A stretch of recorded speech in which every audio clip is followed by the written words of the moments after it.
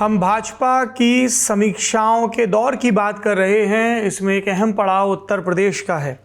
उत्तर प्रदेश में क्या स्थिति है और पहले क्या होता था, इन सब जिज्ञासाओं के साथ हमने रुख किया इंडियन एक्सप्रेस से जुड़े वरिष्ठ पत्रकार श्यामलाल यादव जी का। श्यामलाल जी, बहुत बहुत नमस्कार।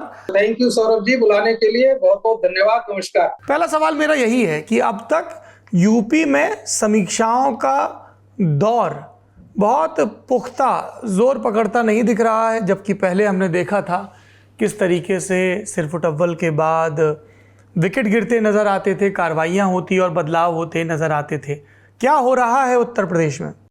देखिए, चुनावी हार जो बीजेपी की हुई है उत्तर प्रदेश में, हार उसको इसलिए कह रहे हैं, सीटें उनकी आधी करीब रह गई हैं, तो उसकी कोई एक वजह नहीं है, कई वजह हैं। आपको मालूम है, टिकट बंटवारे में गड़बड़ी उसकी एक वजह थी।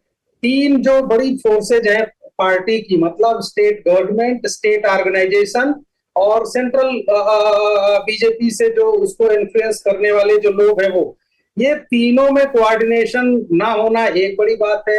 सोशल इंजीनियरिंग जो है बीजेपी की, इस बार वो ध्वस्त हो गई। अखिलेश यादव की सोशल इंजीनियरिंग ज्यादा प्रभावी रही, वो तीसरी बात है। फिर जो कई वर्गों में जो गुस्सा था, वो पार्टी उसको ठीक से मैनेज नहीं कर पाई। नौजवान बहुत गुस्से में था। 48 लाख कैंडिडेट थे पुलिस भर्तियों में। आप समझ सकते हैं, 48 लाख का मतलब होता है कि यूपी में 1,06,000 गांव है, तो हर गांव में 45 कैंडिडेट आ रहा था पुलिस का। और इसी तरह से अग्निवीर जो स्कीम है आर्मी की, उससे नाराजगी थी। गांव में नौजवान जो सुबह दौड़ लगाते थे, प्रैक्टिस करते थे, वो सब मिसिंग थे। ये सब बीजेपी के खिलाफ कैंपेनर बने हुए थे, या फिर अगर बीजेपी के बड़े कमिटेड परिवारों से हैं तो वो चुप बैठे हुए थे। इसी तरह से जो अब आपको पता है, केंद्र में 10 साल चल चुकी है सरकार, राज्य में 7 साल से ज्यादा चल चुकी है, तो पार्टी के कार्यकर्ताओं की बहुत सारी अपेक्षाएं होती हैं। बाहर से आया हुआ पार्टी में जो तबका है, वो बड़ा प्रभावी रोल में हो गया है। तो अलग अलग स्थानों पर इस तरह की अलग प्रॉब्लम थी। इस तरह की कई फैक्टर्स को जोड़ करके बीजेपी का जो रिजल्ट है वो आया है। और ये रिजल्ट कोई एक एरिया, एक रीजन की बात नहीं है। अगर आप पार्टी का मार्जिन, उसकी हार का मार्जिन या उसकी जीत का मार्जिन देखेंगे, तो अक्रॉस द स्टेट ऑलमोस्ट आपको सेम ट्रेंड मिलेगा।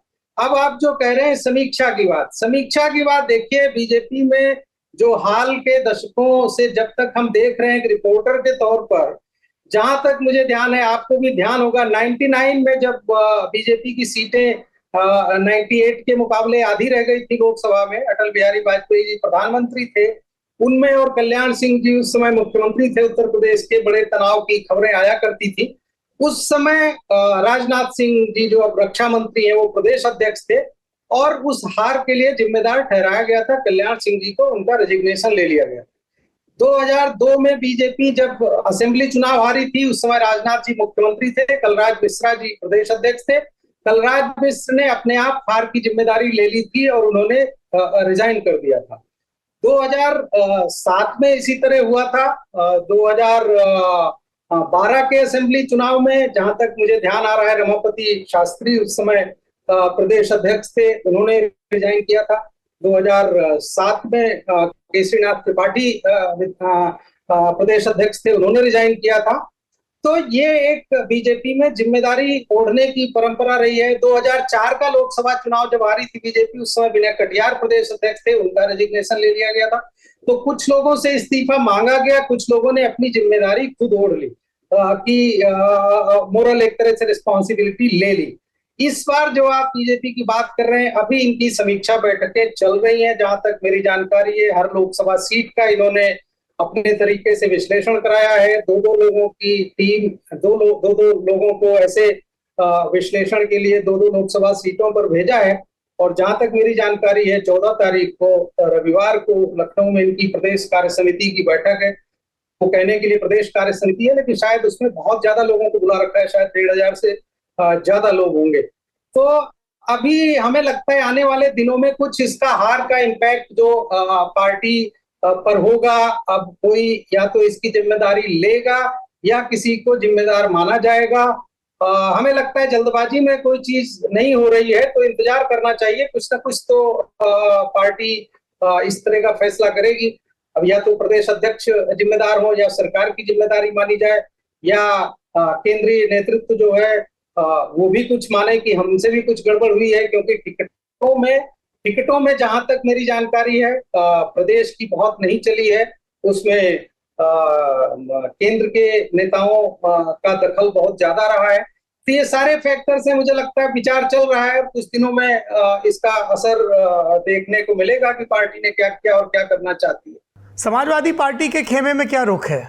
सर, अब सपा के खेमे की मुझे ऐसे कोई जानकारी नहीं है, लेकिन अब जो जीतता है उसका उत्साह तो ऑफ कोर्स बढ़ा ही होता है। उन्होंने, आपको पता है, 80 सीटों में से 37 सीटें जीती हैं, और बीजेपी ने जिस समीकरण को लेकर के, जिस सोशल इंजीनियरिंग को लेकर के 2014 का लोकसभा चुनाव, 2017 और 22 का विधानसभा चुनाव, 2019 का लोकसभा चुनाव, ये चारों चुनाव में बड़ी अच्छी सफलता दर्ज की थी, अखिलेश यादव जी ने उसी फार्मूले से, उसी तरह की सोशल इंजीनियरिंग से बीजेपी को इस बार परास्त कर दिया है।